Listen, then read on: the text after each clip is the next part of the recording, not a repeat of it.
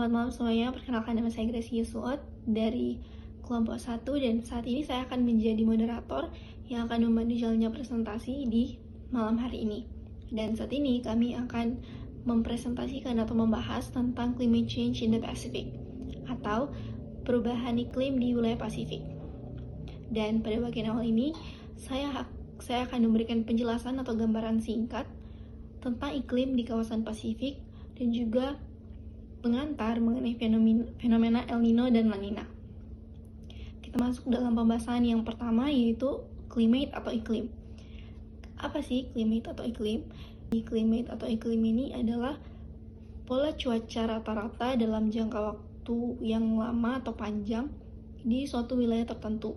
Jadi kalau cuaca itu bisa berubah tiap hari, misalnya hari ini hujan, besok panas, maka iklim atau climate itu ditentukan dalam jangka waktu yang lama atau panjang, biasanya 30 tahun atau lebih. Pola iklim di belahan bumi utara dan selatan itu saling mencerminkan. Di wilayah Pasifik, iklimnya itu cukup bervariasi. Contohnya musim dingin di pantai timur Rusia sangat dingin, sementara di pantai barat Kanada lebih sejuk karena adanya arus laut hangat. Selain itu, terdapat fenomena penting yang disebut El Nino Southern Oscillation atau yang disingkat dengan ENSO, yang sangat memengaruhi cuaca di kawasan tropis dan subtropis Pasifik. Kemudian, kenapa pola iklim belahan bumi bagian utara dan selatan itu saling mencerminkan? Karena kemiringan bumi itu 23,5 derajat. Jadi, ketika belahan bumi bagian utara mendekati matahari atau lebih dekat ke matahari, maka terjadi musim panas di utara dan musim dingin di selatan, begitupun sebaliknya. Jadi kalau kita lihat pola iklim di belahan bumi utara dan selatan itu saling mencerminkan, artinya ketika di utara terjadi musim tertentu, artinya di selatan itu terjadi musim yang sebaliknya. Misalnya di Asia sedang musim panas, maka di Australia terjadi musim dingin. Selanjutnya gambaran singkat mengenai fenomena El Nino dan La Nina atau El Nino Southern Oscillation, yang dimana ENSO ini melibatkan fluktuasi suhu laut di kawasan ekuator Pasifik. Ada dua kondisi utama. Yang pertama El Nino, ketika suhu permukaan laut lebih hangat dari suhu normal Pasifik Tengah dan Timur.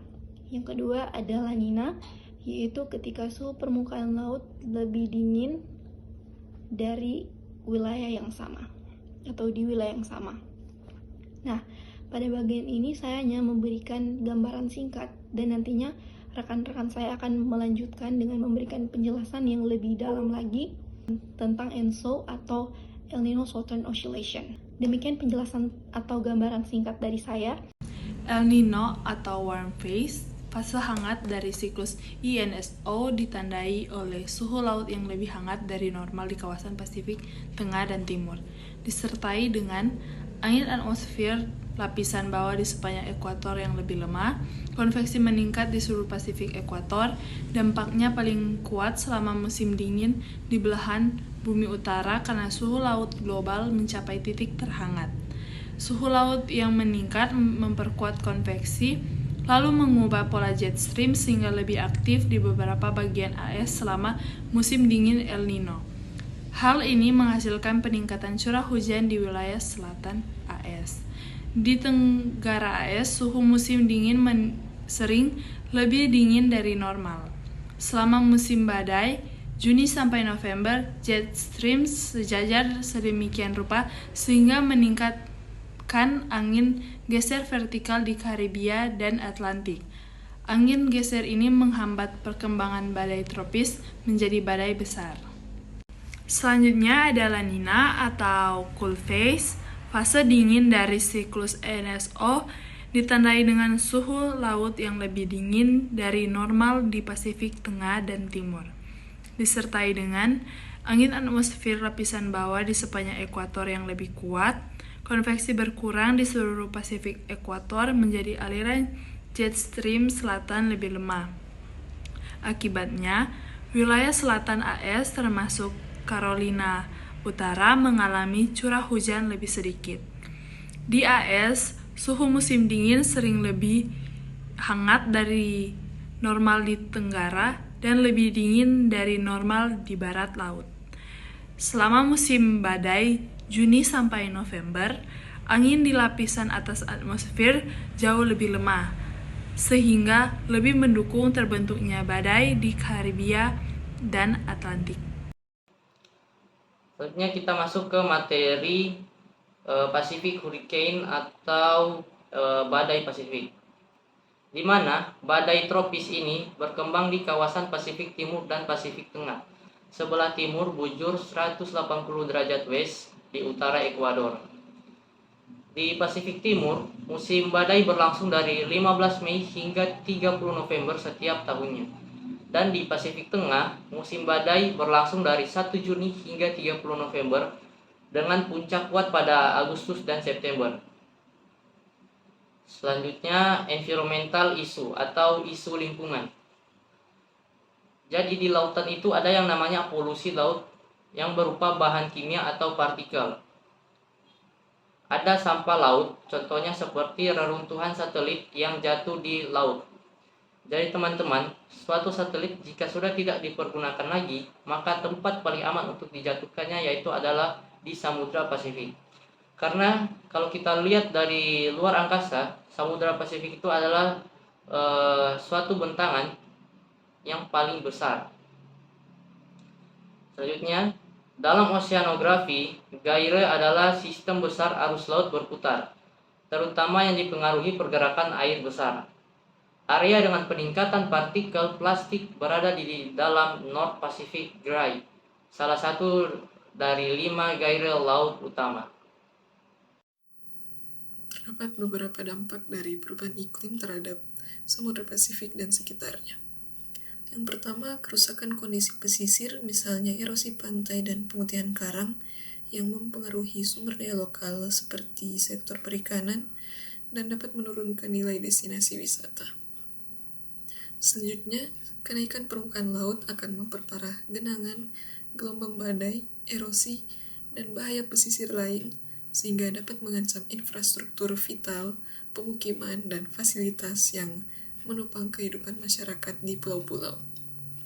Selanjutnya, perubahan iklim diperkirakan hingga pertengahan abad ini akan mengurangi sumber daya air di banyak pulau kecil Pasifik, sehingga tidak cukup untuk memenuhi kebutuhan pada periode curah hujan rendah. Yang selanjutnya, dapat terjadi kontaminasi air tawar oleh air asin.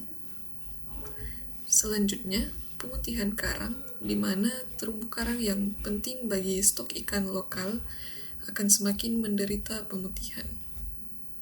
Selanjutnya, hutan mangrove lebih terancam, dan yang terakhir, beberapa pulau di kawasan ini bisa kehilangan hingga setengah dari hutan mangrove-nya pada tahun 2100 dengan perubahan iklim sebagai salah satu faktornya.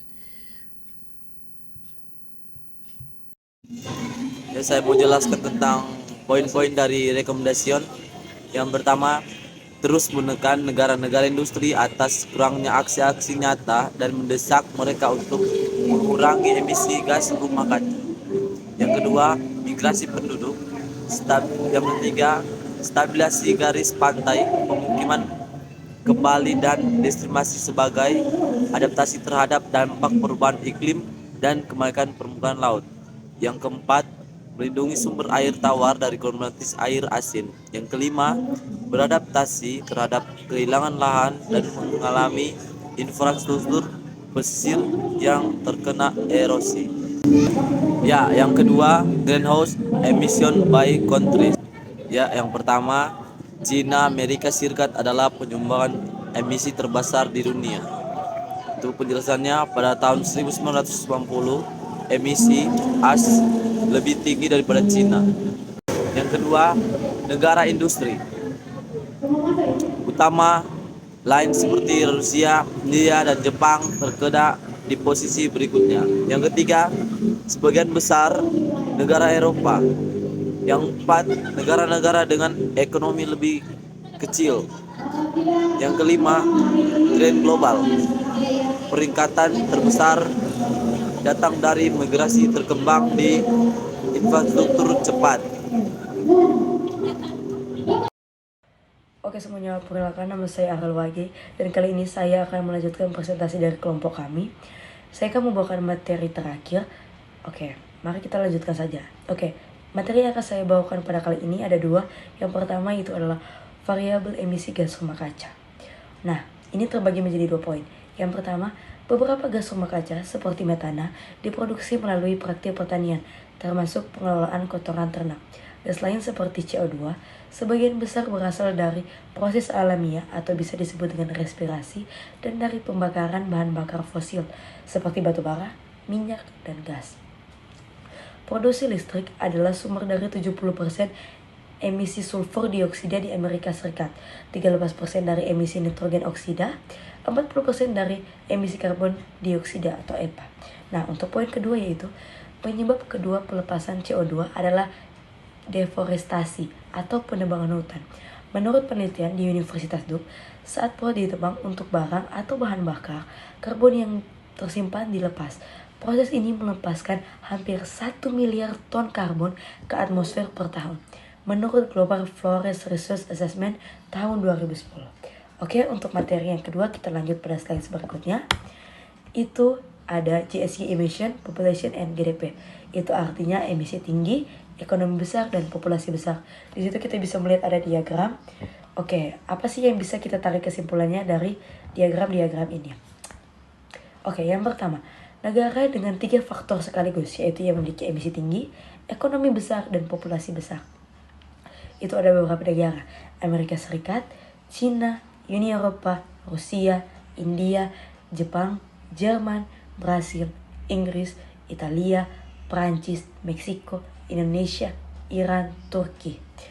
Itu artinya negara-negara ini adalah pemain kunci dalam isu perubahan global karena mereka besar ekonominya, penduduknya banyak, dan menyumbang emisi yang signifikan. Selanjutnya yang kedua, negara dengan populasi besar tapi tidak termasuk dalam kelompok ekonomi besar atau emisi besar. Itu ada negara seperti Mesir, Nigeria, Vietnam, Filipina, Bangladesh, Ethiopia, dan Kongo.